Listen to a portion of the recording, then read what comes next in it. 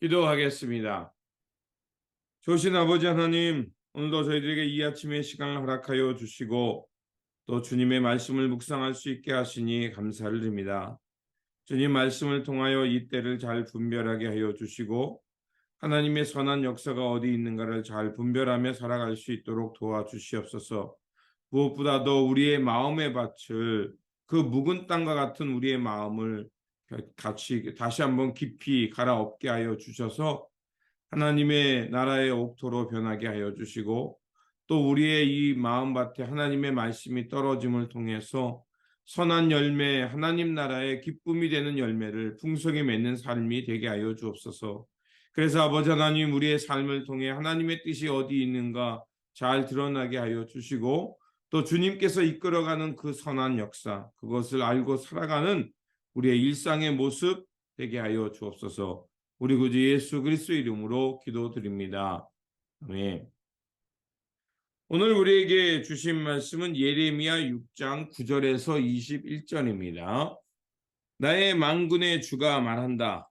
농부가 포도나무에서 포도송이를 다 따듯이 적군이 이스라엘의 남은 자들을 샅샅이 뒤져서 끌어갈 것이다.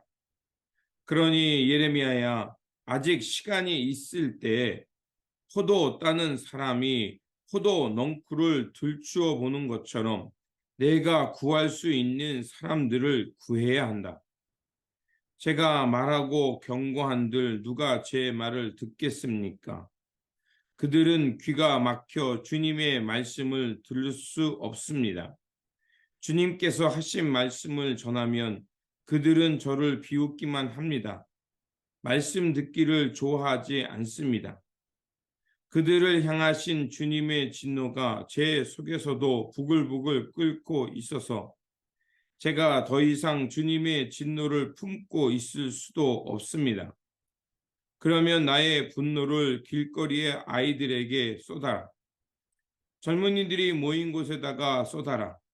결혼한 남자들과 결혼한 여자들이 잡혀갈 것이다. 청년이 잡혀가고 죽을 날을 기다리는 노인도 잡혀갈 것이다. 그들의 집은 다른 사람에게로 넘어가고 밭과 아내들도 다 함께 다른 사람들의 차지가 될 것이다. 내가 손을 들어서 이 땅에 사는 사람들을 칠 것이기 때문이다. 나 주의 말이다. 힘 있는 자든 힘없는 자든 모두가 자기 입속만을 채우며 사기를 쳐서 재산을 모았다. 예언자와 제사장까지도 모두 한결같이 백성을 속였다.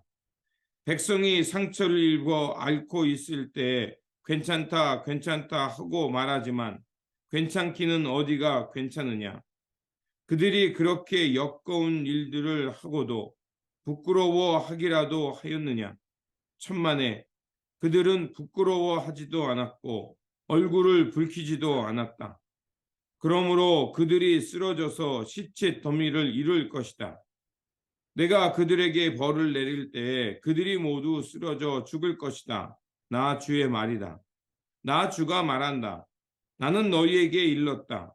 가던 길을 멈춰서서 살펴보고 옛 길이 어딘지 가장 좋은 길이 어딘지 물어보고 그 길로 가라고 하였다. 그러면 너희의 영혼이 평안히 쉴 곳을 찾을 것이라고 하였다. 그런데도 너희는 여전히 그 길로 가지 않겠다고 하였다. 나는 또 너희를 지키려고 파수꾼들을 세워놓고 나팔 소리가 나거든 귀담아 들으라고 가르쳐 주었으나 너희는 귀담아 듣지 않겠다고 하였다. 뭇 민족아 들어라. 온 회중아 똑똑히 알아두어라. 내 백성에게 어떤 일이 일어날지를 보아라. 땅아 너도 들어라. 내가 지금 이 백성에게 재앙을 내린다. 그들이 이처럼 사악한 생각을 하였으니 이것은 그들이 받아 마땅한 벌이라. 그들이 나의 말을 귀담아 듣지 않으며 나의 율법도 무시하였기 때문이다. 스바에서 들여오는 향과 먼 땅에서 가져오는 향료가 나에게 무슨 소용이 있으랴. 너희가 바치는 온갖 제물들도 싫고 온갖 희생 제물도 마음에 들지 않는다. 그러므로 나 주가 말한다. 내가 이 백성 앞에 걸림돌들을 숨겨 놓아서 모두 돌에 걸려 넘어지게 하겠다. 아버지와 아들이 다 함께 넘어지고 이웃과 그 친구가 다 함께 멸망할 것이다. 아멘. 오늘 본문은 예레미야가 계속해서 그 이스라엘의 그 멸망을 경고하고 있습니다. 그럼에도 불구하고 그 남아있는 사람들은 계속해서 예레미야 말을 무시하고 그 결국 무서운 바벨론에 의한 멸망이 다가오고 경험하게 될 것임을 전하고 있습니다. 예레미야 본문 1절을 보면 유다 백성에게 다시 한번 그 북방에서 바벨론의 군대가 무섭게 일어나서 침략해 올 것임을 말하고 있습니다. 그래서 1절에 보면 드고에서 나팔을 불고 베타게렘에서 그 불을 피워서 피난하도록 하라라고 말하고 있습니다. 드고아는 남유다에서 가장 북쪽에 있는 베냐민 지파의 성 중에 하나였습니다. 그리고 벳하게렘은 예루살렘 바로 남쪽에 있는 도시였습니다. 그래서 그곳에서 이제 나팔을 불라는 얘기는 뭘까요? 바로 적의 침략이 가까이 왔음을 알리라는 거고요. 베타게렘에서는 불을 피라는 것은 이미 다른 성들은 멸망했고 예루살렘 앞까지 적군이 쳐들어오고 있다는 것을 알리는 것이었습니다. 자, 이런 피난 불과 또 그 적들이 침략해 오는 나팔 소리가 났다는 건 뭐겠습니까? 이제 그 준비하고 피난 갈 사람들은 피난 가고 그렇게 해서 생명을 보존하라는 것이었습니다. 그런데 예레미야가 끊임없이 그 남아있는 이들에게 이런 하나님의 무서운 진노가 다가오고 있음을 경고하고 너희들이 살기는 삶을 돌이켜 하나님의 뜻으로 향해 나아가라. 그러면 우리가 살 길은 오직 하나님이 우리를 지켜주셔야만 한다라고 얘기를 하지만 그들은 듣지 않습니다. 예레미야가 탄식하며 하나님 그들이 내 말을 듣지 않습니다. 그러니까 이렇게 말합니다. 농부가 그 포도를 마지막 포도를 따기 위해 여기저기 나뭇가지를 들추면서 포도를 따듯이 이제 하나님의 백성들을 찾아내서 의로운 사람들을 찾아내서 그들을 구하라고 말합니다. 그런데 예레미야가 뭐라고 탄식합니까? 사람들이 내 얘기를 해도 비웃거나 귀가 막혀서 듣지도 않습니다라고 말합니다. 그들이 지금 듣는 얘기는 뭐냐? 그 유대에 남아있는 지도자들은 현실감 없는 엉뚱한 정치를 합니다. 이리저리 방황하며 어느 편에 서야 우리가 생명을 보존할까를 생각하고 있고요. 종교 지도자들은 거짓 평안을 얘기합니다. 다른 데는 몰라도 예루살렘 성전이 여기에 있는데 하나님이 이 성전은 지켜주실 거야. 그러니까 더 적극적으로 예배하고 예배 드리면 하나님이 지켜줄 거라는 거짓 평화를 말하고 있습니다.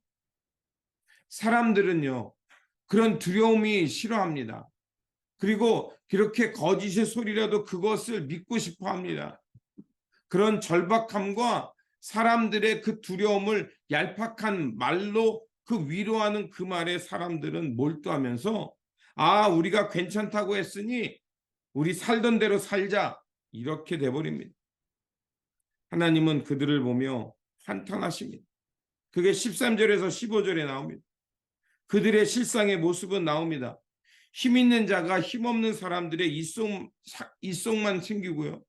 그리고 사기를 쳐서 더 많은 재산을 모으려고 합니다. 예언자들과 제사장들은 한결같이 백성들을 속이고 백성들이 상처투성이로 불의로 그렇게 상처를 받고 있는데 괜찮아. 잘 될 거야. 지금은 어렵지만 나중에는 너희들 흥할 거야. 이렇게 엉뚱한 위로와 거짓 평화만 말하고 있습니다. 그러면서도 그들은 여전히 하나님 앞에 제사를 잘 드리고 그러면서 내가 원하는 대로 살아도 괜찮다라는 생각을 합니다. 하나님은 그들을 향해서 너희들이 역겨운 일을 하면서 부끄러워할 줄도 모른다고 하나요. 이제 하나님은 15절에서 이렇게 말합니다. 그들이 마치 쓰러져 시체더미로 이를 것이고 그렇게 된 데에는 내가 저 북방의 사람들을 통해서 그들을 벌을 내렸기 때문이라고 말합니다. 그러면서 오늘 본문에 보면 나 주의 말이다, 나 주의 말이다라는 이 말이 반복되는 걸 볼 수가 있어요. 이 얘기는 뭐겠습니까? 사람들이 예레미야의 말을 듣지 않는 겁니다. 하나님의 말이라는 확실한 경고의 물을 붙여야만 그들이 그나마 귀담아 들었다는 겁니다. 그런데도 여전히 변하지 않았죠. 지도자들은 백성들을 엉뚱한 대로 이끌어서 죽음에 내몰리고, 종교 지도자들은 거짓 평화를 얘기하며 사람들의 삶을 회개하지 않게 했습니다. 20절에 스바에서 들여오는 향과 먼 땅에서 가져오는 향료가 나에게 무슨 소용이 있느냐? 너희가 바치는 온갖 번제물도 싫고 온갖 희생제물도 마음에 들지 않는. 제사가 없어서가 아니었습니다. 희생제물을 바치지 않아서가 아니었습니다. 그들은 오히려 불안할수록 하나님 앞에 더 화려한 제사를 드렸습니다. 그런데 삶은 그 예배와 동떨어져 살았던 것입니다. 우리가 하나님 앞에 예배를 드리는 것은 하나님을 달래는 것이 아닙니다. 하나님 앞에 나와 예배를 드리는 것은 하나님의 뜻을 다시 한번 우리가 회복하는 것이고, 그리고 그 하나님의 용서와 은혜를 경험한 후에 이제는 하나님의 뜻을 향해 살겠다는 결단입니다. 그래서 그 제사와 예배를 통해서 나의 옛사람, 죄된 사람은 죽고 하나님의 은혜로 새롭게 창조된 새로운 나가 되어서 이 땅에 하나님의 나라, 하나님의 뜻을 향해 살아가는 것입니다. 그래서 순종이 제사보다 낫다라는 말씀이 있죠. 우리가 그것은 잘 압니다. 사무엘상 15장 22절에 사무엘이 사울 왕의 불순종을 보면서 했던 이야기입니다. 왜 왕이요? 그 하나님의 뜻을, 하나님의 음성을 듣지 않고 왜 사사로운 당신의 영광과 그 사람들의 니즈를 충족시키려고 하십니까? 그러면서 했던 양이 순종이 제사보다 낫다라고 말합니다. 사무엘이 사울왕을 책망한 이유는 한 가지입니다.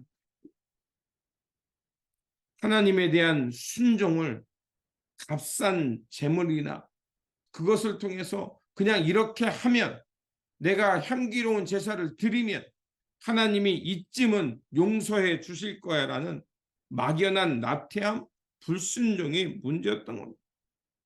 결국 불순종과 계획 파괴는 그를 하나님의 기름 부은 자에서 그 촛대가 다른 사람으로 옮겨가는, 다윗에게로 옮겨가는 어리석은 것이 되었습니다. 예레미야 시대나 오늘 우리가 사는 시대 별반 다르지 않다고 생각합니다. 이 시대의 지도자들은 백성들의 아픔과 백성과 민족의 살 길을 향해 가르치는 것이 아니라 오히려 백성들을 더위로 선동할 뿐입니다. 지도자들은 백성의 아픔과 공감, 그 고통에 둔감해 버렸습니다. 하나님은 이러한 상황을 모른 척하지 않습니다. 우리가 아무리 향기로운 향과 그 유황을 드린다 할지라도 하나님이 원하시는 것이 아니었습니다. 그러한 땅에, 그런 모순된 땅에 무엇이 남겠습니까? 바로 하나님의 심판뿐입니다. 그럼에도 불구하고 그들이 듣지 않은 이유가 무엇입니까? 19절에 이렇게 말합니다. 땅아 너희도 들어라. 지금 이 백성에게 재앙을 내린다. 그들이 이처럼 사악한 생각을 했으니 이것은 그들이 받아 마땅할 벌이다. 그들이 나의 말을 귀담아 듣지 않으며 나의 율법도 무시하였기 때문이다. 남유다 백성이 이렇게 된 이유가 무엇입니까? 한마디로 요약하면 영적 무지였습니다. 하나님의 말씀을 귀담아 듣지 않았습니다. 귀에 할례를 받지 못하여 듣지 못하였다라고 말합니다. 귀의 할례가 뭘까요? 하나님의 뜻과 하나님의 정의에 관심을 두지 않았다는 겁니다. 끊임없이 사람들의 풍요와 번영만을 쫓았고 그것이 하나님을 위한 것이라고 착각했던 겁니다. 우리가 하나님 앞에 어떤 삶을 일고 있는지, 내가 오늘 이것을 하는 것이 무엇을 위한 것인지, 내 뱃속을 위한 것인지 아니면 하나님의 영광을 위한 것인지 살펴보아야 합니다. 자동차에 보면 경고등들이 여러 가지가 있습니다. 그 경고등의 역할이 특별히 뭡니까? 특별히 가스 경고등이 있습니다. 가스 경고등이 들어오면 이제 얼마 못 가니 가까운 주유소에 가서 주유하라는 그것을 알리는 겁니다. 그런데 가스 주입을 하지 않고 계속 달려들면 어떻습니까? 차는 어느 순간 멈추게 되었습니다. 하나님의 말씀을 통해 우리에게 하나님께서 깨우시고 경고등을 밝혀주고 있습니다. 그것은 무엇입니까? 우리가 가는 방향을 점검해 보고 지금 내가 하나님의 말씀과 하나님의 거룩한 뜻에 정의와 공평을 향해 가고 있는지 돌아보라는 것입니다. 신명기 11장 26절에서 29절에 보면 모세가 이제 제2세대 가나안 땅에 들어갈 세대를 향해서 선포한 말씀이 바로 신명기고 11장 26절에서 29절에 그들에게 다시 한번 경고의 말씀을 줍니다. 한마디로 복의 길과 저주의 길입니다. 복의 길은 너희들이 여호와의 명령을 경청하며 그 말씀을 따라 살면 들어가도 복을 받고 나가도 복을 받는다는 것입니다. 그런데 만약에 너희들이 하나님의 말씀을 듣지 않고 다른 씨를 따라가게 되면 너희들이 언약을 파기했기 때문에 하나님은 이제 그거에 대한 책임을 물으실 것이라고 말을 하고 있습니다. 그래서 그 그림산의 축복과 에벨산의 저주가 거기에 기록되어 있습니다. 선택과 그 집중을 어디에 해야 되는지를 말해주고 있습니다. 생명과 죽음의 길이 우리의 선택을 통해 드러난다는 것입니다. 우리가 가야 할 길은 무엇이겠습니까? 바로 생명, 하나님께 순종하며 하나님 나라와 하나님의 평화, 상부상조하며 생명 공동체를 이루는 길을 가야 합니다. 하나님께서 원하시는 의와 진리, 평등과 평화, 생명 돌봉의 세상을 향해 가야 합니다. 그 길을 가는 것이 어렵고 좁은 문이지만 그 길을 가야 되는 이유는 그곳에 생명이 있고 하나님의 거룩한 뜻이 있고 하나님 나라가 거기에 있기 때문입니다. 그러므로 하나님의 뜻을 잘 분별해내면서 하나님이 원하시는 그 길을 걸어가며 생명과 평화, 하나님의 거룩한 뜻에 순종하며 살아가는 거룩한 백성들 되시기를 주님의 이름으로 축원드립니다. 기도하겠습니다. 생명의 하나님, 예레미야를 통해서 하나님께 돌아오라고 회개의 말씀을 주셨습니다. 하지만 유다는 경고를 듣지 않았고 그들은 죄의 관성에 젖어서 죄악의 길로 달려갔습니다. 지도자들과 종교자들은 거짓 평화와 현실감 없는 정치를 말하면서 오히려 백성들을 어리석게 만들었습니다. 하나님, 순종이 제사보다 낫다는 말씀처럼 하나님의 뜻을 향해 순종할 수 있는 사람들 되게 하여 주시고 이 시대의 남은 자로 이 시대의 그루터기로 우리를 불러주셨사오니 하나님의 말씀을 붙들고 어렵고 힘들다 할지라도 그 길을 향해 묵묵히 걸어가는 하나님의 사람들, 깨어있는 주님의 종들 되게 하여 주옵소서. 우리 구주 예수 그리스도 이름으로 기도드립니다. 아멘.